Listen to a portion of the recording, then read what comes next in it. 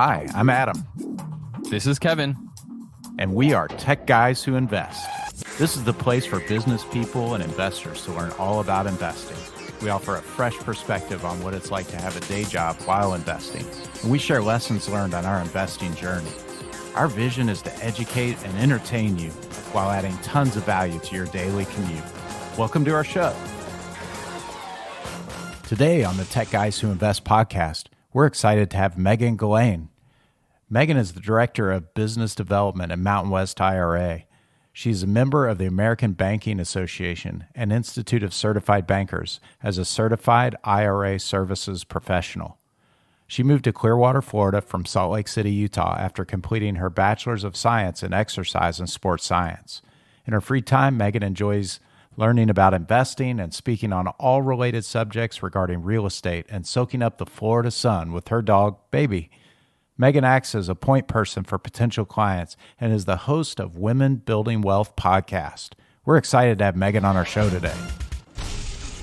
Megan, thank you so much for agreeing to be a guest on Tech Guys Who Invest. We really appreciate your time, and we're excited to talk about this topic and educate our listeners some more on self-directed IRAs and other alternative retirement accounts. Thank you for having me. I'm so excited to be here and talking about all of it. I mean, we've been talking for quite a while now, learning about what each other does in business, and now it's time to combine it all. Absolutely, a meeting of the minds. Yes. Maybe we could start off, Megan, with how self-directed IRA accounts differ from other retirement accounts. Of course, so self-directed IRA accounts, just to clarify, because when you go to your financial advisor and say, I want a self-directed retirement account, they'll say, I have that here at this big name and where you can't do real estate in it though. So self-directed retirement accounts exist on all platforms, including the public stock trading platforms. But what self-directed with alternative assets really means is that you can invest in real estate, promissory notes, private placements, LLCs, trusts, precious metals, everything that interests the people that are joining us on this amazing podcast. So self-directed IRA, they exist in the big names as well. It's just self-directed with alternative investments is what you really want to clarify when you're talking to your financial advisor about what you want. Okay, so you say alternative investments, and what does that encompass? And my experience with, like, say, a 401k or an IRA that I had with Charles Schwab was I could only pick a stock or a fund. When you say alternative investments, what does that really mean?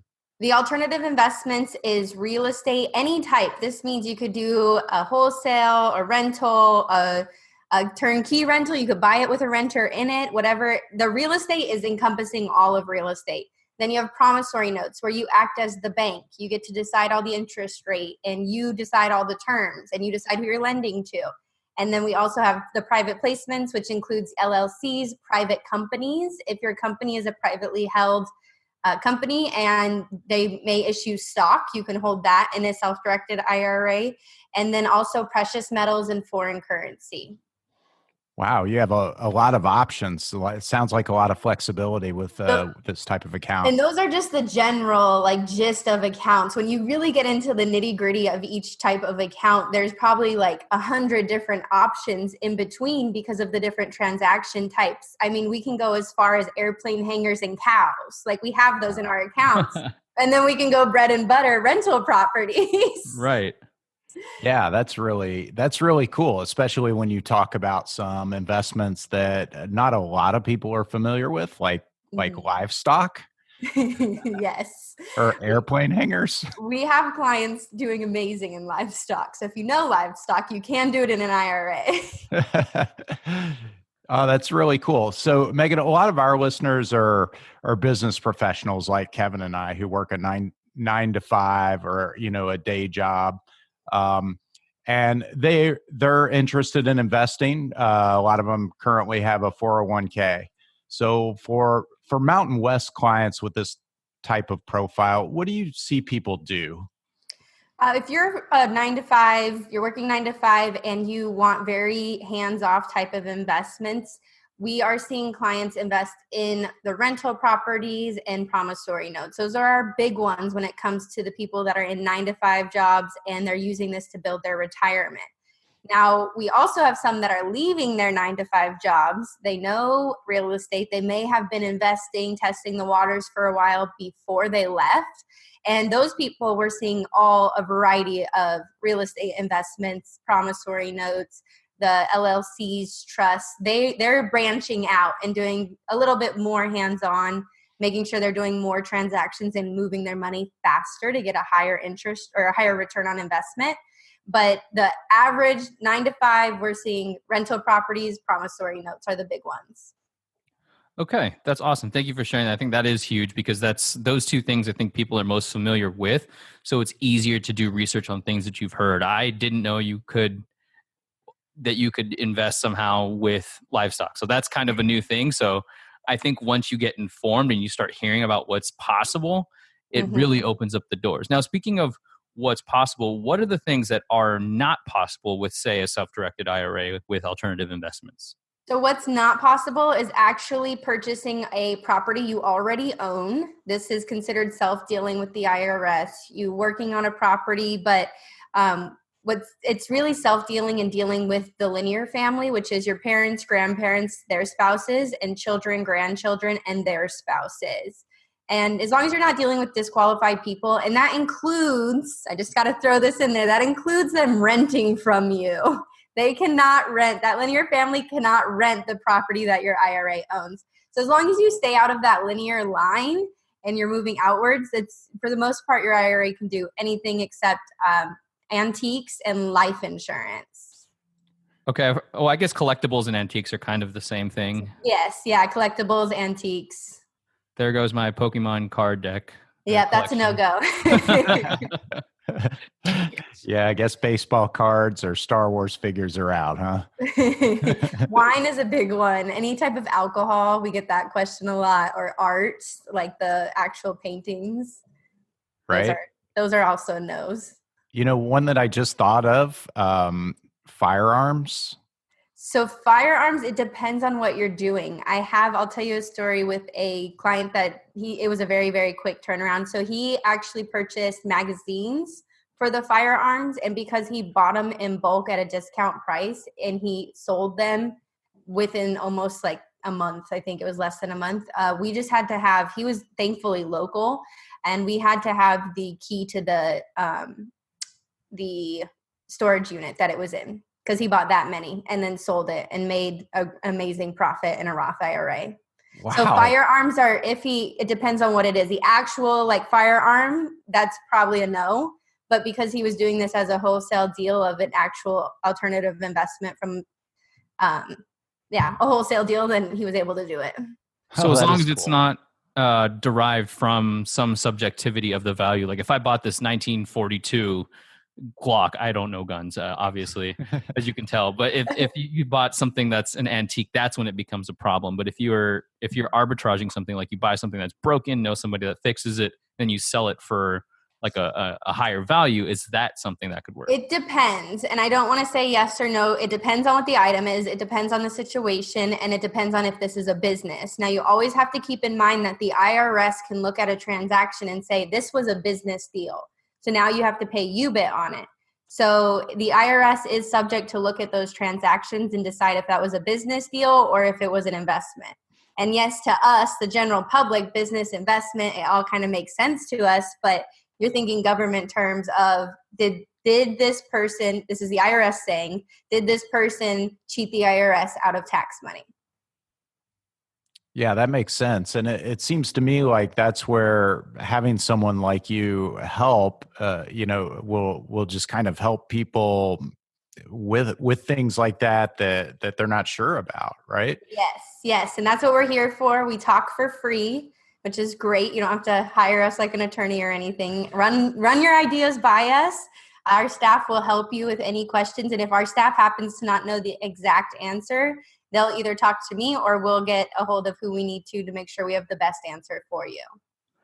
Now, can you and your team make recommendations, or are you more like, say, Switzerland when it comes to the whole process? We're more of a Switzerland, but what we can do is we can give you our reference list. So if our clients have worked with somebody in the past and you come to me and say, hey, Megan, I'm really looking for somebody who has a website for notes. I can say, oh, I know somebody that sells notes. And then I can give the contact information for that person, and I can give multiple if I have multiple of them. But we make sure to tell, like, we do not recommend, we don't advise, we don't do our research on these people. These are just who our clients have dealt with in the past, and they've liked the transaction where they felt the need to tell us, or the company reached out to us. And that's how it happens. So we don't go searching for all these ideas for our clients, but we bring as much education for our clients as we can without saying this is what you should do, because we never advise.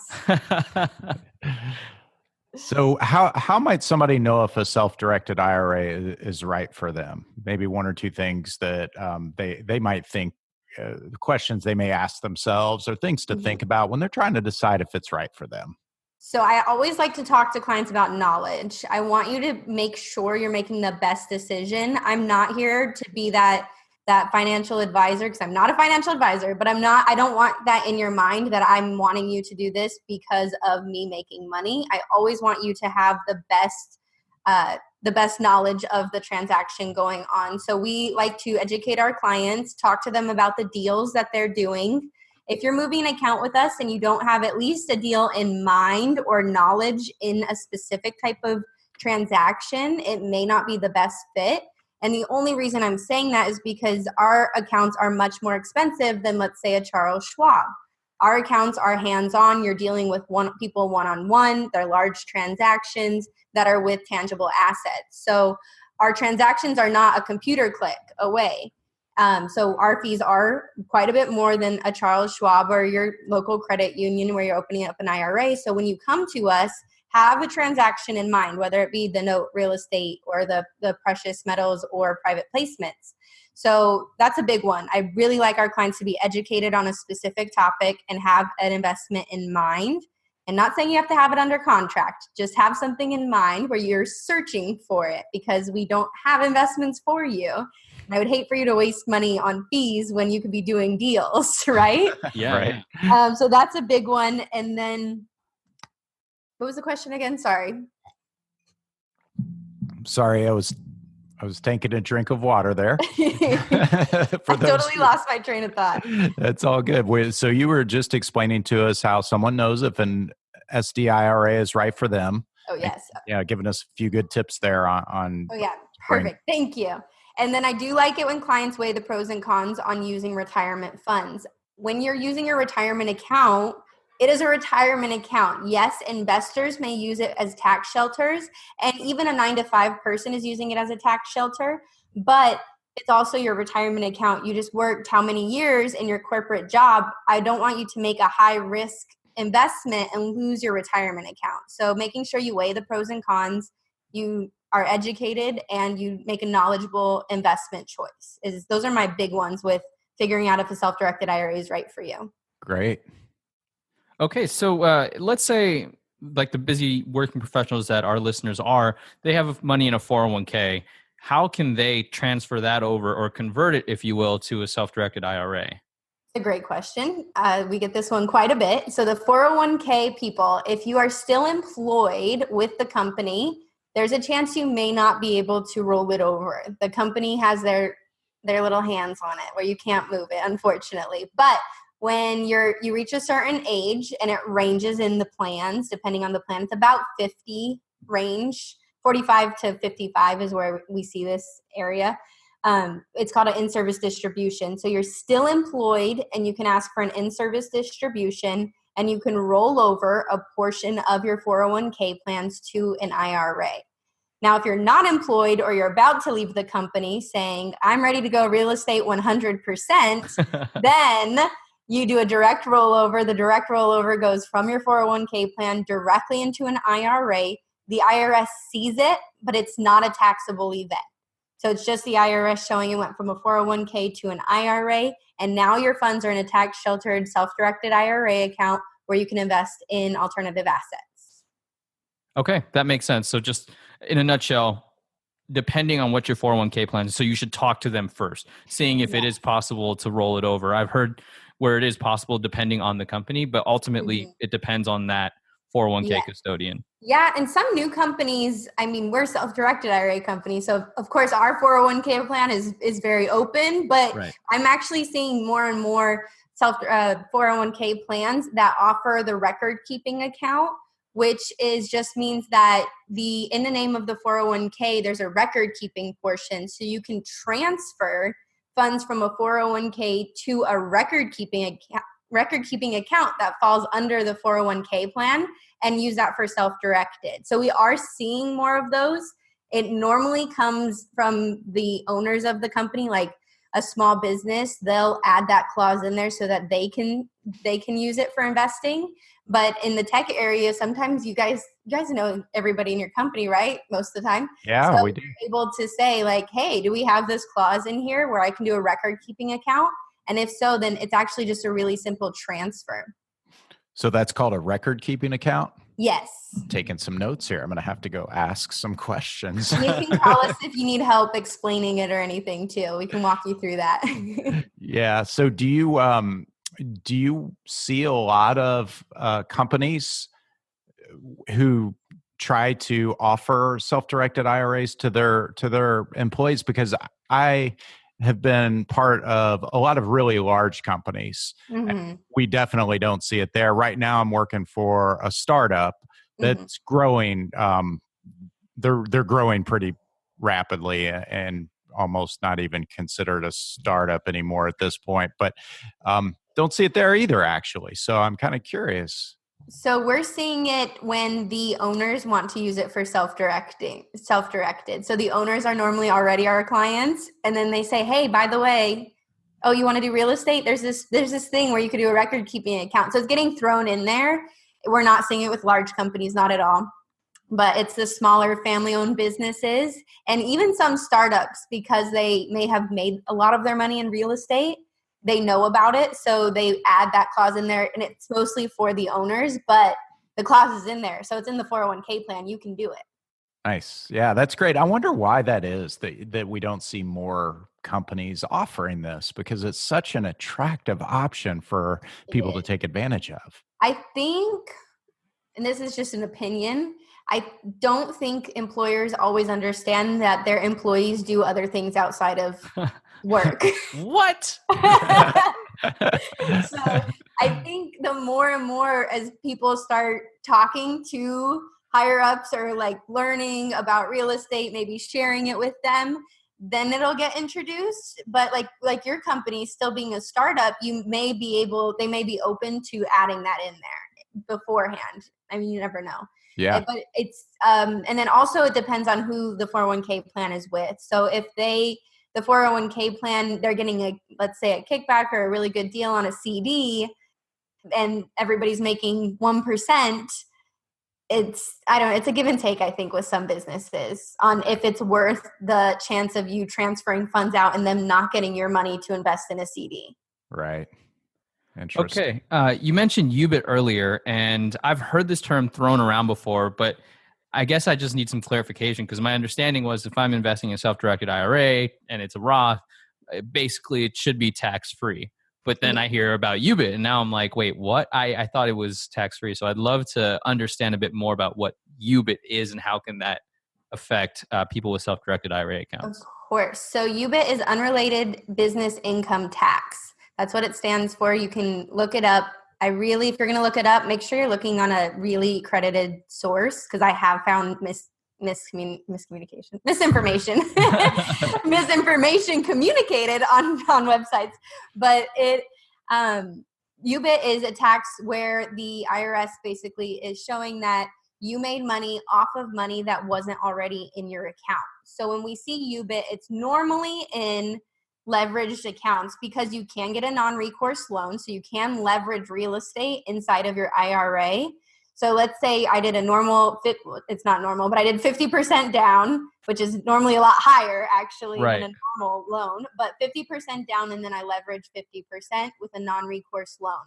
The chances of me getting UBIT is if I make over a certain dollar figure, the IRS basically says, well, you've made all this money in a tax sheltered account, we need to make some money too, because it was on leveraged portions of money.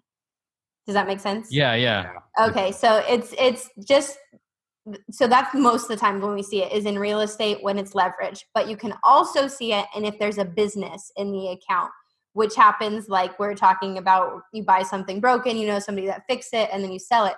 If you do that so many times, the IRS says it's a business. Now, I can't tell you how many times because that's not in the IRS code. So I can't even give you the exact number when it's a business or when it's a hobby or just happened. But if you're running a business in your IRA and the IRS says it's a business per what they declare, they can say that you owe money because you were running this business in a tax sheltered account. Okay, I've heard that too, where you're not supposed to do too much work using your self-directed IRA account. Yes. Like wholesaling or any type of investment that you're not closing completely on a deal and then you're turning it around. And you see it mostly in wholesaling. That makes sense. But you can fund somebody that's doing a lot of the work and say a partnership in that regard where you're more passive. Yeah, it can be a partnership or it can just be a straight promissory note. I mean, the promissory note is a promissory note. You're lending to their business to make them do deals and you're getting a set interest rate back or a set amount back. That's not a business. The promissory note is not a business. It's the actual finding the deal, finding the buyer, and then creating the contract where you're wholesaling it to the next. Interesting. So it definitely is going to be on the way. So if you hold it forever, let's say you leverage the property and you held it forever, would UBIT still be possible? It is possible if it's leveraged because with the non-recourse loans, at some point you're going to be making over the threshold where you'll have to pay taxes on it. It's very minuscule in the grand idea of tax sheltered accounts and leveraging.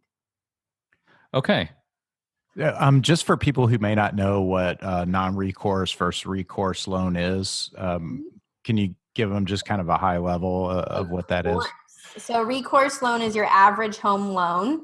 The bank can come after you personally. They're running your credit score. They're looking at your records. They're, asking for the firstborn and everything in between because I don't know if you guys have closed in a house lately, but it's pretty rough using a bank loan.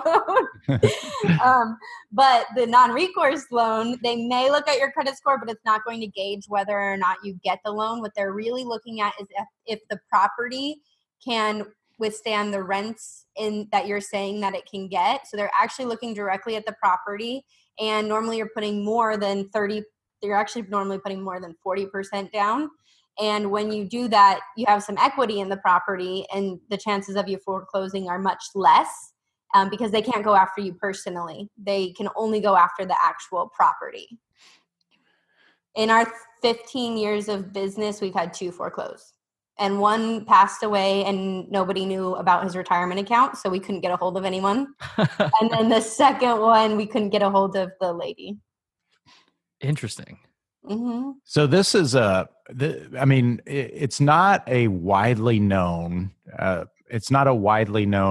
thing, and it's clearly a specialty. I think it's very interesting, and I'm curious. I mean, this is just more of. I think our listeners might be curious to know how someone like yourself got into this. Because it's not like something that you sort of go to school for, and then. I mean, kind of my job's a similar way, right? I sort of found a path and I ended up where I am. Yes. Curious how you ended up getting into this. So I'm going to take it all the way back. Born and raised in Las Vegas. My dad this is part of the story, guys. My dad was a financial advisor at Morgan Stanley, basically my whole childhood. And once he retired as vice president of Morgan Stanley in Las Vegas, he actually moved to Idaho. I went to Utah for school. I went to University of Utah. I got my degree in exercise sports science, and I was on the path of occupational therapy. And in the middle of interviews and occupational therapy, like I went that far. Graduated in exercise sports science, was in interviews. And in the middle of my 8-hour interview, I realized this is not what I want to do. And so, mid-crisis, going through like, oh my gosh, like I just spent all this money. I'm like traveling for interviews. I don't know what the heck I'm doing. Whatever. Let's just finish out this interview. If I get in, it was meant to happen. If not, then it wasn't meant to happen. And 2 weeks before I graduated college, I flew out to Clearwater, Florida, where my dad lives part-time. And then I swear I texted him. To this day, he says I did not tell him I was moving here. A week after graduation, I show up and I'm like, hey, I am moving to Clearwater with you because I don't know what else to do because I just threw away everything I just worked for. So I moved to Clearwater, Florida. And when my dad retired about 20 years ago, oh, was it that long? No. He must have retired 15 years ago. So he retired 15 years ago.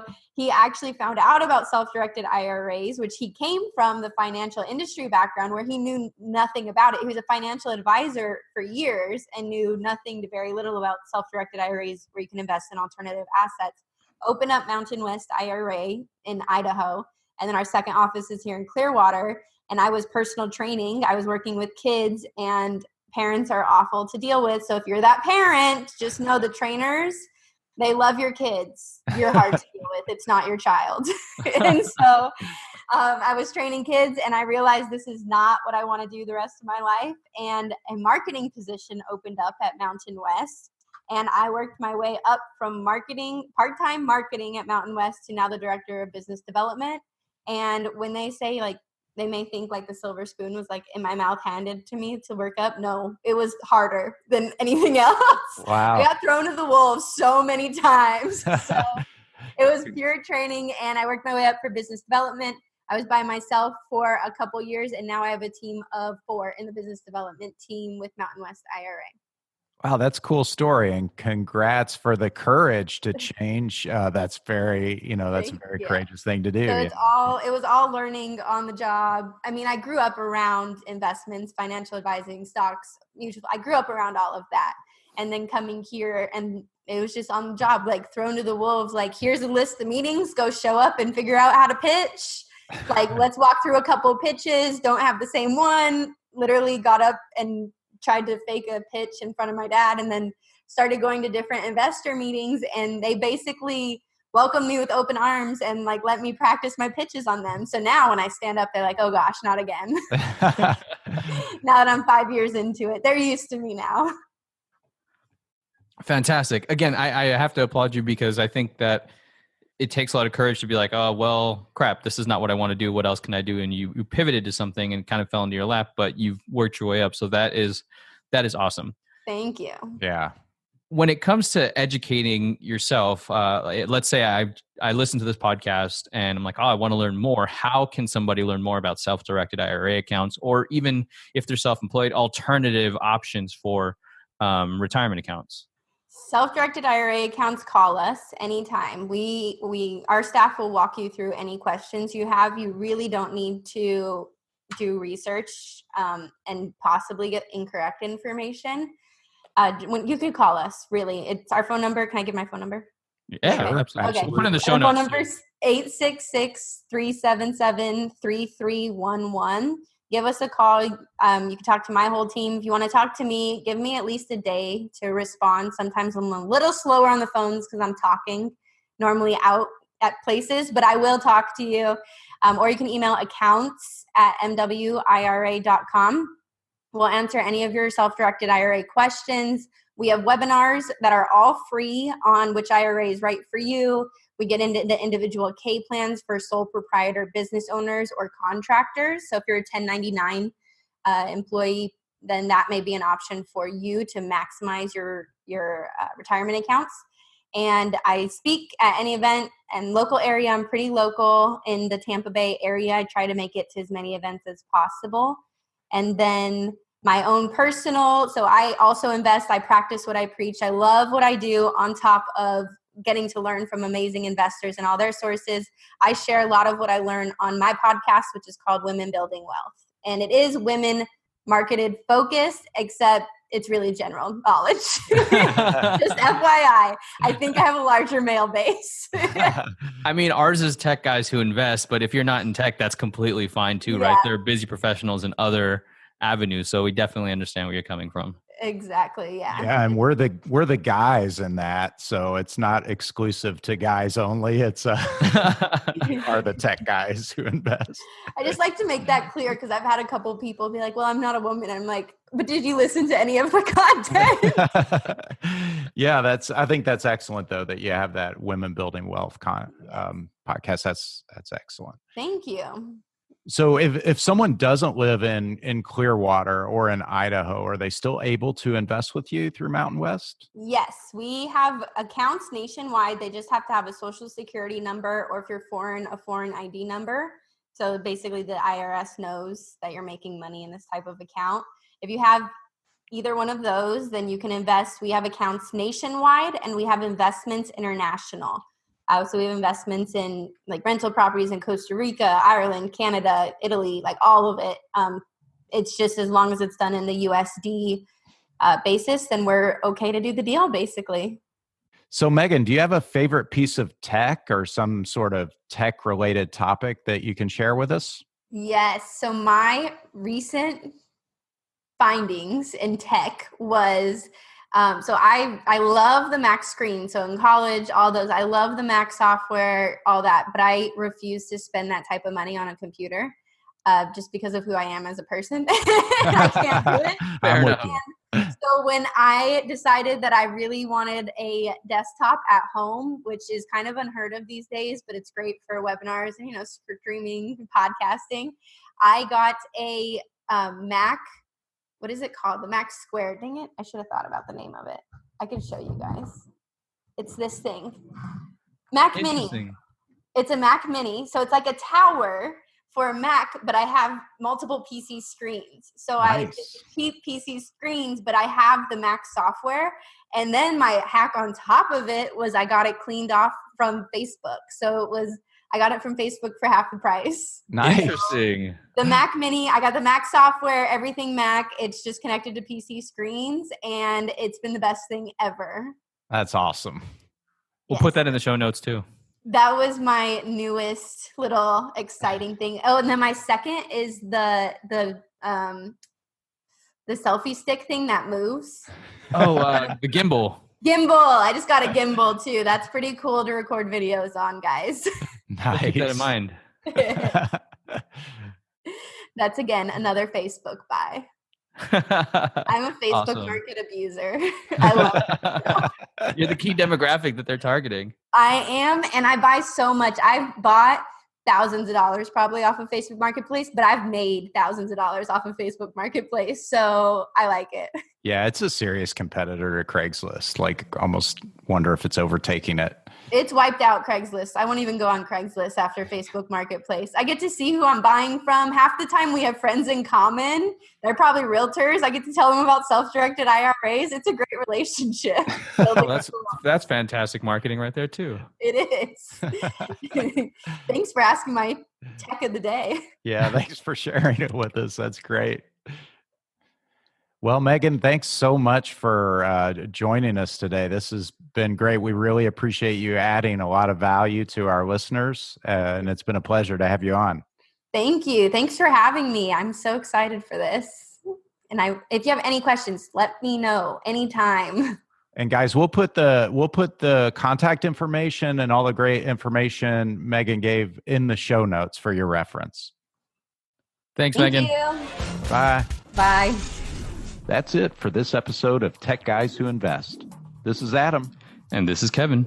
Thank you so much for listening to us. Don't forget to join our Facebook page where we're building a community of investors so that we can share ideas, tips, and other ways to help us get out of the rat race. If you found value in this podcast, it would mean the world to us if you could share it with your network. Lastly, we love feedback. It's how we get better. So if you wouldn't mind spending 30 seconds and leaving us an honest review on iTunes or Stitcher or whatever platform you're using, that would be super sweet.